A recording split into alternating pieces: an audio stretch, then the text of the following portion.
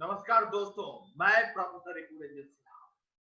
दुनिया के भ्रष्टाचार मुक्त देशों में शीर्ष पर गिने जाने वाले न्यूजीलैंड के एक लेखक ब्रायन ने नमस्कार दोस्तों, मैं प्रोफेसर रिपु रंजन सिन्हा। दुनिया के भ्रष्टाचार मुक्त देशों में शीर्ष पर गिने जाने वाले न्यूजीलैंड के एक लेखक ब्रायन ने भारत में व्यापक रूप से फैले भ्रष्टाचार पर एक लेख लिखा है। यह लेख सोशल मीडिया पर काफी वायरल हो रहा है। लेख की लोकप्रियता और प्रभाव को देखते हुए मैं प्रोफेसर रिपु रंजन सिन्हा ने इसे हिंदी भाषीय पाठकों के लिए अनुवादित किया। न्यूजीलैंड के एक बेहद सख्त आर्टिकल भारतीय लोग होप्स विचारधारा के होते हैं। होप्स का मतलब आप समझते हैं, सिर्फ अनियंत्रित असभ्य स्वार्थ संस्कृति के बारे में। भारत में भ्रष्टाचार का एक कल्चरल पहलू है। भारतीय बाजार में भारत में भ्रष्टाचार का एक कल्चरल पहलू है। भारतीय भ्रष्टाचार में बिल्कुल असहज नहीं होते। भ्रष्टाचार यहाँ बेहद व्यापक है। भारतीय भ्रष्ट व्यक्ति का विरोध करने के बजाय उसे सहन करते हैं।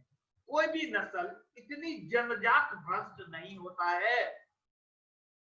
ये जानने के लिए कि भारतीय इतने भ्रष्ट क्यों होते हैं, उनकी जीवन पद्धति और परंपरा को देखिए। भारत में धर्म लेन देन वाले व्यवसाय जैसा है। भारतीय लोग भगवान को भी पैसा देते हैं और इस उम्मीद में कि वो बदले में दूसरे के तुलना में इन्हें वरीयता के देके फल देगी। ये तर्क इस बात के दिमाग में बैठाते हैं कि आयोग लोगों को इच्छित चीज पाने के लिए कुछ देना पड़ता है। मंदिर चार दीवारी के बाहर हम इसी लेनदेन को भ्रष्टाचार कहते हैं। धनी भारतीय कैश के बजाय स्वर्ण और अन्य आभूषण आदि देता है। वह अपने गिफ्ट गरीब को नहीं देता, भगवान को देता है।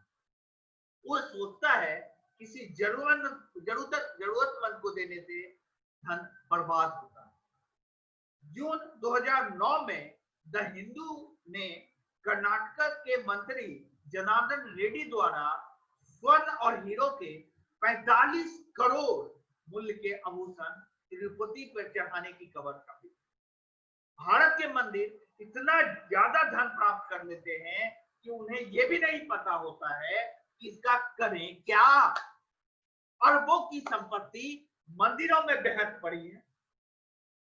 जब यूरोपियन इंडिया आए तो उन्होंने यहाँ स्कूल बनाए। जब भारतीय यूरोप और अमेरिका जाते हैं तो वहां जाके मंदिर बनाते हैं।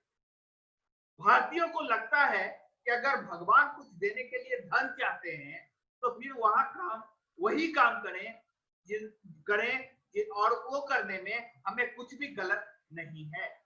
इसलिए भारतीय इतनी आसानी से भ्रष्टाचार और भ्रष्ट बन जाते हैं। भारतीय कल्चर इसलिए इस तरह के व्यवहार को आसानी से आत्मसात कर लेती है, क्योंकि नंबर 1, नैतिक तौर पर इसमें कोई नैतिक दाग नहीं आता। एक अति भ्रष्ट नेता जयललिता दोबारा सत्ता में आ जाती है, जो आप पश्चिमी देशों में सोच भी नहीं सकते। भारतीयों की भ्रष्टाचार के प्रति संसर्गात्मक स्थिति इतिहास में स्पष्ट है। भारतीय इतिहास बताता है कि कई शहर और राजधानियों को रक्षकों को गेट खोलने के लिए कमांडरों को सरेंडर करने के लिए घूस देकर जीता गया है। ये सिर्फ भारत में ही है। भारतीयों का भ्रष्ट चरित्र का परिणाम है कि भारतीय उपमहाद्वीप में बेहद सीमित युद्ध हारे या सीमित युद्ध हुए। भारतीयों के भ्रष्ट चरित्र का परिणाम है कि भारतीय उपमहाद्वीप में बेहद सीमित युद्ध हुए। ये चकित करने वाला है कि भारतीयों ने प्राचीन ईरान और मॉडर्न यूरोप की तुलना में कितने कम युद्ध लड़े। नदीर शाह का तुर्कों से युद्ध तो बेहद तीव्र और अंतिम सांस तक लड़ा गया था। भारत में तो युद्ध की जरूरत ही नहीं थी, घूस देना ही सेना के रास्तों से हटाने के लिए काफी था। कोई भी आक्रमणकारी जो पैसे खर्च करना चाहे, भारतीय राजा को, चाहे उसके सेना में लाखों सैनिक हो, हटा सकता। प्लासी के युद्ध में भारतीय सैनिकों ने मुश्किल से कोई मुकाबला किया हो। क्लाइव ने मीर जाफर को पैसे दिए और पूरी बंगाल सेना 3000 में सिमट गई। भारतीय किलों की जीतने में हमेशा पैसे के लेन देन का प्रयोग हुआ। गोलकुंडा का किला 1687 ईस्वी में पीछे का गुप्त द्वार खोलकर जीता गया। मुगलों ने मराठों और राजपूतों को बोलकर रिश्वत से जीता। श्रीनगर के राजा ने दारा के पुत्र सुलेमान को औरंगजेब के पैसे के बदले सौंप दिया। ऐसे कई केसेस हैं जहां भारतीयों ने सिर्फ रिश्वत के लिए बड़े पैमाने पे गद्दारी।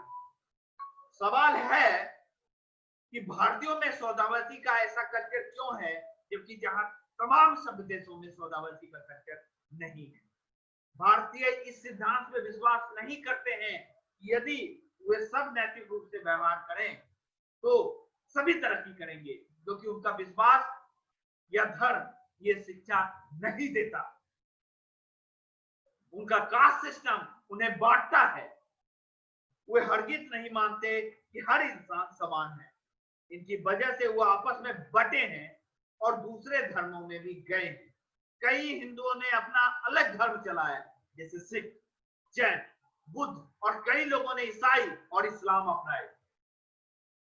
भारतीय भूल चुके हैं कि 1400 साल पहले वे एक ही धर्म के थे। इस बंटवारे ने एक बीमार कल्चर को जन्म दिया है।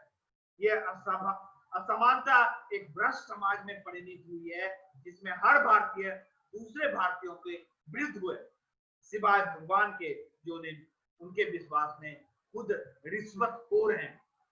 जय हिंद, जय भारत, जय माता।